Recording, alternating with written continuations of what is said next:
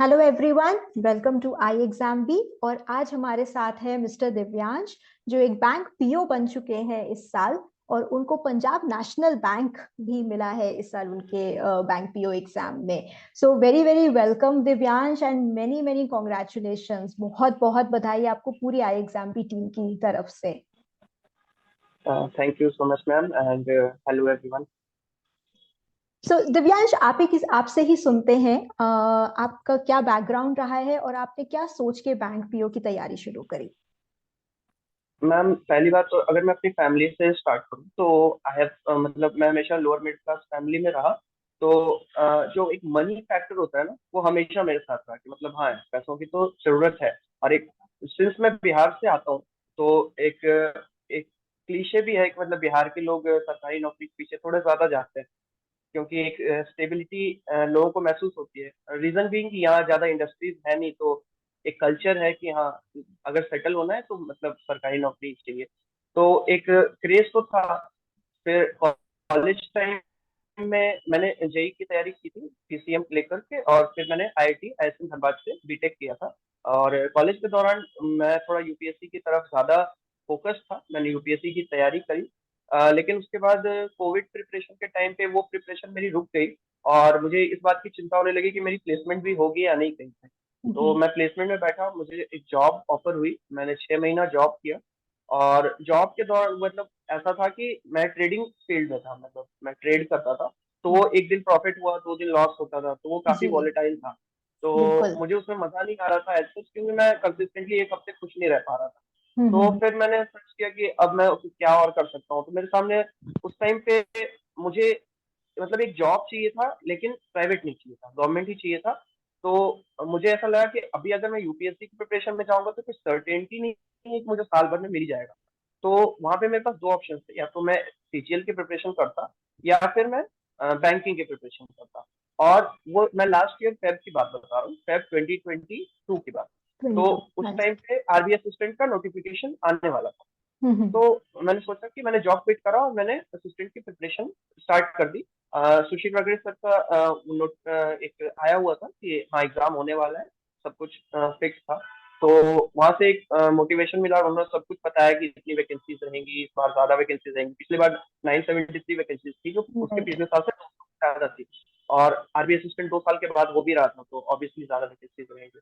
और उन्होंने सब कुछ बताया कि मतलब इतना सैलरी है, इतनी फैसिलिटीज है, कैसे प्रमोशन स्ट्रक्चर है, जो ग्रेड भी बन सकते हैं। तो मैंने फिर प्रिपरेशन स्टार्ट करी अंडर हिज गाइडेंस। वो कदम कदम पे उनकी हर 2-3 दिन के बाद एक वीडियो आई जाती थी कि मतलब बिल्कुल। किस वैकेंसी रहने वाली है, नोटिफिकेशन से रिलेटेड टॉपर स्टॉक भी आते थे। तो वो काफी मोटिवेटिंग था। तो मैंने आरबी असिस्टेंट के प्री और मेंस दोनों क्लियर करे।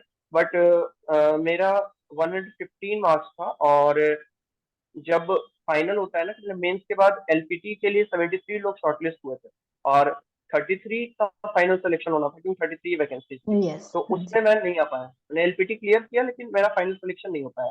तो वो एक सेटबैक था। तो मतलब ये चीज मैं एस्पिरेंट्स को कहना चाहूंगा कि आप कभी कभार आपको लगेगा कि आप बहुत मेहनत कर रहे हो, आपने अपना सब कुछ झोंक दिया है, और उसके बाद भी आपका सिलेक्शन नहीं हो रहा। तो एक्चुअली जो प्रिपरेशन है ना, वो तब स्टार्ट होती है जब आप गिर चुके हो, जब आप जोश में हो, जब आप कोई तैयारी स्टार्ट कर रहे हो, आप किसी नई जर्नी पे जा रहे हो, तब तो आप जोश में हो, आप तो 3-4 महीना पढ़ोगे ही पढ़ोगे।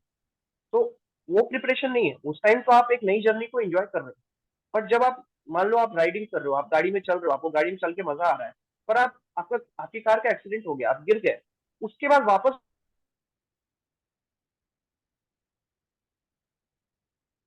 तो ये फिगर आउट करने में कोई 2 महीना टाइम लगा। ये फिगर आउट करने में कोई 2 महीना टाइम लगा। तो उस समय आरआरबी मैं देना नहीं चाहता था, रीजन बेइंग मुझे गांव में नहीं काम करना था। मुझे मतलब मैं हमेशा पटना में रहा हूँ, मैं ज्यादा गांव में रहा नहीं। तो मैं चाहता था कि मेरी पोस्टिंग सही जगह हो। तो फिर आईबीपीएस पीओ की नोटिफिकेशन आई, और वैकेंसी इस बार अच्छी खासी थी। तो मोटिवेशन तो ऑब्वियसली था ही कि बैंकिंग में एक जॉब लेना है। तो फिर मैंने इसकी प्रिपरेशन करी अच्छे से, और फिर सही रहा। ओके।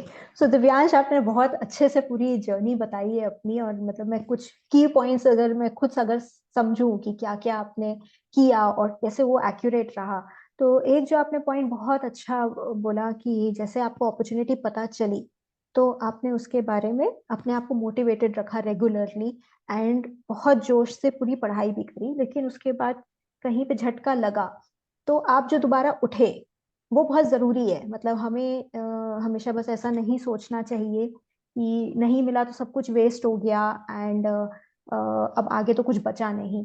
तो वो चीज आपने बहुत अच्छे से बताई एंड आई एम श्योर जो आपने पूरी तैयारी करी, प्रेपरेशन करी, वो कहीं ना कहीं आपके बैंक पीओ एग्जाम में भी हेल्पफुल रही होगी। काफी सिमिलैरिटीज रहती हैं पैटर्न में, टाइप्स ऑफ क्वेश्चंस में, कुछ कुछ सब्जेक्ट्स में, तो वो सब भी और मतलब हमें मैम हेल्प करता है। एक पॉइंट मैं ऐड करना चाहूंगा यहाँ पे कि एक मैच्योरिटी नाम की एक चीज होती है ना, कि जो एग्जाम प्रिपरेशन कैसे करते हैं, वो कई बार आपको एक आध धक्के खा के ही पता चलता है कि हाँ मेरी स्ट्रेंथ क्या है। जैसे मेरे को याद है कि जब मैं आरबी असिस्टेंट की तैयारी कर रहा था, जब उसके मेंस की मैं तैयारी कर रहा था, तो मैंने अवेयरनेस पे बहुत ज्यादा फोकस किया। मतलब मैं जीए रटने में ही मैंने 1 डेढ़ महीने अपने लगा दिए। तो तब उसके एग्जाम के बाद मुझे रियलाइज हुआ कि ये मेरी स्ट्रेंथ है ही नहीं। मैं हम्म कितना भी याद कर लूं, मैं इस पे कितना भी टाइम इन्वेस्ट कर दूं, मैं उसको 1 महीना करके जो 10 मार्क्स बढ़ाने के लिए करूंगा, वो 10 मार्क्स में 10 दिन पॉइंट प्रैक्टिस करके कर सकता हूँ। तो वो मतलब तो जरूरी है अपनी स्ट्रेंथ हाँ, एनालाइज करना और उसको बेहतर करना, ताकि वो मार्क्स में हम कभी नेगेटिव, मतलब एटलीस्ट हमारे नेगेटिव की तरफ ना जाए और हम वो मार्क्स पुल कर पाए। तो वो भी आपने काफी अच्छा पॉइंट बोला। दूसरा मेरे को आपका दिव्यांश बहुत अच्छा पॉइंट जो लगा, जो आपने काफी क्लैरिटी था आपको कि क्या चाहिए, तो उसकी वजह से आप चॉइसेस कर पाए कि भाई मेरे को गवर्नमेंट जॉब चाहिए। तो ये क्लैरिटी अच्छी बात होती है जो हमें मोटिवेशन देती है आगे बढ़ते रहने के लिए और अपॉर्चुनिटीज देखते रहने के लिए। जैसे आरबीआई असिस्टेंट के बाद आपने दूसरी अपॉर्चुनिटीज देखी, कौन सी और अपॉर्चुनिटीज हैं जिनको आप ले सकते हैं, तो आईबीपीएस पीओ के लिए जैसे आपने वो किया। एंड कई बार मतलब मैं ये भी नहीं कहूंगी कि कई बार स्टूडेंट्स को नहीं समझ में आता है, तो हमें अपॉर्चुनिटीज वो देखते रहनी चाहिए अलग अलग एग्जाम्स के थ्रू या प्राइवेट में किस तरीके से है, क्योंकि मतलब काफी मेजोरिटी स्टूडेंट्स ये भी होते हैं मिडिल क्लास से आते हैं, तो हमारे लिए वो भी इम्पोर्टेंट एस्पेक्ट हो जाता है। तो काफी अच्छा पॉइंट आपने बताया दिव्यांश की एक तो आपको काफी क्लैरिटी थी, आपने अपना एनालिसिस किया, आपने अपने स्ट्रेंथ एरियाज पे वर्क किया, जिसने आपको बहुत हेल्प किया करने के लिए, आगे बढ़ने के लिए और मोटिवेशन के लिए। सो दिव्यांश, क्या नेक्स्ट अब क्या है? मतलब पंजाब नेशनल बैंक में आप ज्वाइनिंग करेंगे एंड एक बैंक पीओ बनने के बाद एक काफी गर्व की बात भी होती है। कम्युनिटी में भी बैंक काफी काफी इंपॉर्टेंट होते हैं, फाइनेंशियल इंक्लूजन के लिए काफी इंपॉर्टेंट होते हैं। तो ये जर्नी में पार करने के लिए आपने कुछ और हर्डल्स भी क्रॉस किए होंगे, इंटरव्यू जैसे एक रहता है, तो उसका कैसे आपने प्रेपरेशन किया? मैम इंटरव्यू की जहां तक मैं बात करूँ तो 10 फरवरी को मेरा इंटरव्यू था, और 26 नवंबर को मेंस था। तो मेंस देने के बाद मुझे इतना तो अंदाजा हो गया था कि मैं क्लियर तो कर जाऊंगा, मतलब कर इंटरव्यू में लेंगे। तो मैं बैठ रहा हूँ। तो उस टाइम पे एसबीआई पीओ का एग्जाम आने वाला था, तो उस टाइम मैंने एसबीआई पीओ पे फोकस किया। और लेकिन टेंथ जनवरी 10 से मैंने 1 महीना सिर्फ इंटरव्यू की प्रिपरेशन को दी। इसलिए क्योंकि मुझे ऐसा लगा था कि इंटरव्यू की प्रिपरेशन इंपॉर्टेंट रहेगी, क्योंकि हो सकता है मुझे आगे जाके और भी इंटरव्यूज देने मिले। तो अभी जो मैं 1 महीना ग्राउंड वर्क कर लूंगा इस चीज पे, वो मुझे हमेशा काम आएगी। बिल्कुल क्योंकि एक बिल्कुल। तो आईबीपीएस पीओ से रिलेटेड इंटरव्यू की प्रिपरेशन वो तो आप 10 दिन में भी कर सकते हो, लेकिन अपने बारे में पढ़ना, अपने सिटी के बारे में पढ़ना, उसमें थोड़ा टाइम लग सकता है। और लोग जनरली उसमें टाइम इन्वेस्ट नहीं करना चाहते, क्योंकि वो चाहते हैं कि उनको कहीं से मिल जाए वो चीज। लेकिन जब तक आप खुद उस चीज को डिग नहीं करोगे, तब तक आपको खुद नहीं पता चलेगा कि आप जिन चीजों के अराउंड रहे हो एक्चुअली उसका उनका एक इतना बड़ा पास्ट है। तो 1 महीना मुझे लगा था मैम इंटरव्यू की प्रिपरेशन के लिए। इंटरव्यू की प्रिपरेशन के लिए मैंने आई एग्जाम भी, मॉक इंटरव्यू भी दिया था, उनके कुछ वीडियो लेक्चर्स भी मिले थे मुझे, और मटेरियल भी कुछ कुछ मिला था, तो वो काफी काम आया। सिटिंग पोस्चर वगैरह तो मैंने कॉलेज में इंटरव्यू दिया था प्लेसमेंट के लिए, तो उस समय मैंने सीख लिया था। लेकिन बैंकिंग में उसको कैसे यूज करते हैं, बैंकिंग के जो इंटरव्यूअर्स हैं वो आपसे क्या एक्सपेक्ट करते हैं, ये मुझे काफी अच्छे से समझ में आया। काफी सही बात बता रहे हैं दिव्यांश की। इंटरव्यू कई बार होता है कि किस तरीके से आप प्रेपरेशन अप्रोच कर रहे हैं, क्योंकि अगर आप सिर्फ टेक्निकल पॉइंट्स की बात करें कि भाई हमसे बैंकिंग नॉलेज में कुछ पूछ लिया या कुछ, तो वो हो सकता है कि हम जल्दी कर पाए, वो भी कैंडिडेट टू कैंडिडेट डिपेंड करता है। बट ज्यादा इंपॉर्टेंट पार्ट होता है अपनी पर्सनालिटी पे वर्क करना, अपने खुद के प्रोफाइल पे वर्क करना। एंड ये एक तो लॉन्ग लास्टिंग है जैसा आपने बताया, क्योंकि हमें जितना अपने बारे में पता चलेगा उतना हमारा कॉन्फिडेंस भी बढ़ता है, और ये हमेशा रहेगा, ये आपको अनडू करने की जरूरत नहीं है। फिर आपको पता ही बेहतर रहेगा, आपका कम्युनिकेशन बढ़ता है, आपका पर्सनालिटी बढ़ता है, आपका Yes. लोगों से बात करने का तरीका बेहतर होता है, तो आपका कॉन्फिडेंस बढ़ता है। तो यस, आपने अगर ये इसको टाइमली आपने प्रेपरेशन शुरू करी, ये बहुत अच्छी बात है, ये बहुत जरूरी है। क्योंकि पढ़ाई तो हम फिर भी कर लेते हैं, क्वेश्चंस हम मगअप कर लेते हैं, बट वो पर्सनालिटी एस्पेक्ट, और इंटरव्यू एक्चुअली होता ही इसीलिए। अगर हम सिर्फ नॉलेज टेस्ट कर रहे होते तो आपके रिटन एग्जाम से पता चल ही जाता आपकी कितनी नॉलेज है, हमें इंटरव्यू करने की जरूरत नहीं पड़ती। बट इंटरव्यू से वो गैप देखा जाता है कि पर्सनालिटी कैसी है, बंदे की डिलीवरी कैसी है, कितना वो मतलब ऑर्गेनाइजेशन में, बैंक में एडजस्ट हो जाएगा, एंड कितना एसेट, मतलब कितना फ्रूटफुल रहेगा वो हमारे लिए as an employ and as a human capital. तो वो चीजें पता चलती हैं इंटरव्यू में, एंड वही चेक करने की कोशिश की जाती है इंटरव्यू में। सो काफी सही किया आपने दिव्यांश, की आपने पूरा टाइम दिया इसको, एकदम जल्दबाजी में आपने नहीं किया, आपने पूरा उसको टाइम देके अपनी प्रेपरेशन करी। सो दिव्यांश, कुछ आप और कुछ और ऐसी टिप्स देना चाहेंगे आगे एस्पिरेंट्स को, जो वो ध्यान में रखें, तो उनकी प्रेपरेशन ज्यादा फ्रूटफुल और ज्यादा इम्पैक्टफुल हो? मैम, अगर मैं अपनी पूरी जर्नी को कंपाइल करूँ तो मैं काफी चीजें ऐसी बोल सकता हूँ कि जो मुझे लगता है कि एस्पिरेंट्स फॉलो कर सकते हैं। जैसे कि पहला दो स्टेप होता है जब आप प्रिपरेशन स्टार्ट करते हो। तो आप जब प्रिपरेशन स्टार्ट करते हो तो पहले आप सिलेबस को ढंग से देखो कि उस सिलेबस में आपको क्या आता है और आपको क्या नहीं आता है। आप किसी एजुकेटर के पास मत जाओ, आप किसी ऐसे दोस्त के पास मत जाओ जो आपको ये बोले कि यार ये तो बहुत टफ है, यार ये बहुत इजी है। नहीं, आप अपना पहले पॉइंट ऑफ व्यू, कि आपने साइंस बचपन में अच्छे से पढ़ा था, आपने मैथ्स अच्छे से पढ़ा था बचपन में, तो आपको क्वांट करने में 1 महीना लगेगा, तो आप फिर 1 महीना दो उसको करो। आप ये मत सोचो कि टफ है, क्योंकि बहुत लोग ये सोच लेते हैं ना कि टफ है, और उस कारण वो आधा पहले से ही रेस में पीछे हो जाते हैं। जब मैंने आरबी असिस्टेंट की प्रिपरेशन शुरू करी, 1 महीना बचा था, और आरबी असिस्टेंट का अगर आपको पता हो तो कट ऑफ 90 से अबव ही जाता है। तो मुझे सब लोग बोल रहे थे कि 1 महीने की प्रिपरेशन में कोई 90 प्लस थोड़ी ले आता है, हम लोग 2-2 साल 3-3 साल प्रिपरेशन कर रहे हैं, मतलब उसके लिए बहुत स्पीड चाहिए होती है, उसके लिए बहुत प्रैक्टिस चाहिए होती है। तो वहां मैंने मैंने इसीलिए मैं लाइब्रेरी आके पढ़ाई करता था, क्योंकि मुझे घर पे आउटसाइड नॉइज चाहिए नहीं था। तो मैं लाइब्रेरी में आया, मैंने लाइब्रेरी में ज्यादा दोस्ती नहीं करी उस टाइम पे, मुझे नहीं चाहिए था कि कोई मुझे नेगेटिव वाइब्स थे। तो मैंने फिर मॉक टेस्ट लगाए। मैंने पहले मेरे मॉक टेस्ट में पहले 47 मार्क्स किया है, तो बहुत लोग तो उसके बाद ही छोड़ देंगे। तो मैंने फिर एनालाइज करा कि मैं मार्क्स कहाँ कहाँ से ला सकता हूँ और मैं कहाँ कहाँ लैग कर रहा हूँ। तब मुझे रियलाइज हुआ स्पीड सब कुछ नहीं है, क्वेश्चन सिलेक्शन सबसे इंपॉर्टेंट चीज होती वेरी है, वेरी कि राइट। आप कौन कौन से क्वेश्चन पहले उठा रहे हो और कौन से आपको प्रायोरिटाइज करना पड़ेगा। कि अगर 3 डेटा इंटरप्रिटेशन के क्वेश्चन आ रहे हैं, तो मैं पहले कौन से 2 इजी वाले पिक करूं। और मैं एस्पिरेंट्स को ये कहना चाहता हूँ कि आपकी प्रैक्टिस इस तरह की रहनी चाहिए कि आपके लिए कोई क्वेश्चन टफ या इजी नहीं होना चाहिए। आपके लिए कोई क्वेश्चन कम कैलकुलेटिव होना चाहिए या फिर ज्यादा कैलकुलेटिव होना चाहिए। टफ या इजी ये मैं नहीं मानता, या तो कम कैलकुलेटिव होगा या कम ज्यादा कैलकुलेटिव होगा, या तो 2 मिनट लगेगा बनाने में या 20 मिनट लगेगा बनाने में। टफ मैं नहीं मानता। टफ टफ अगर आपको लग रहा है क्वेश्चन, तो आप छोड़ दो फिर। एक तरह से वही है कि आप क्वेश्चन से भाग नहीं सकते, आप क्वेश्चन को अपनी नजरों में इतना नहीं चढ़ा सकते कि आप उसको टफ बोल दो। काफी काफी अच्छी अप्रोच है दिव्यांश, काफी मतलब अलग तरीके की अप्रोच आज मैंने और सुनी, और ये काफी हाँ, अच्छी अप्रोच है, बिकॉज ऐसे ही मुझे एक कोट याद आ रहा है, जैसे हम काफी सुनते हैं, बचपन से सुनते आ रहे हैं, मन के हारे हार है, मन के जीते जीत। तो मतलब अगर आप मन में ही बना लोगे कि ये होने नहीं वाला है, तो आगे की कोशिश जाती ही नहीं है, वो डायरेक्शन छूट जाता है। लेकिन अगर हम इस नजरिए से देखें कि हमें ये पड़ाव पार करने के लिए क्या क्या करना है, और क्या क्या उसको आगे मेहनत करनी है, किस डायरेक्शन में, किस दिशा में हमें अपना एफर्ट लगाना है, तो काफी सिंपल हो जाता है, काफी इजी हो जाता है। तो ये काफी अच्छा और तरीका दिखा मैम बताया आपने। एक चीज और एक चीज और मैं जो पर्टिकुलरली आर्ट्स और कॉमर्स बैकग्राउंड वाले स्टूडेंट को बोलना चाहूंगा, जो बैंकिंग की बिल्कुल। प्रिपरेशन के लिए आते हैं, या फिर वो साइंस वाले बच्चे जिनकी मैथ्स अच्छी नहीं थी, जो किसी पीयर प्रेशर में साइंस ले लिया था उन्होंने, हम्म। तो मैं उनको बोलना चाहूंगा कि मैंने या मेरे जैसे कुछ लोगों ने जिन्होंने 6 क्लास में RS अग्रवाल, RD शर्मा जैसी बुक हम्म।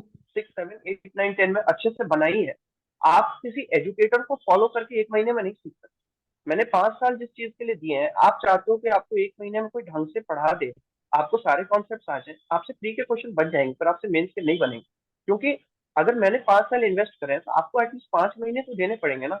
और आपको वही बुक्स फॉलो करने पड़ेंगे जो बच्चों के लिए बनाए गए हैं। आपको पहले अपना वो ईगो छोड़ना पड़ेगा कि यार मैं बड़ा हो गया हूँ, मेरे को कोई चीजें इजी में मिल जाएंगी, मैं जल्दी समझ लूंगा।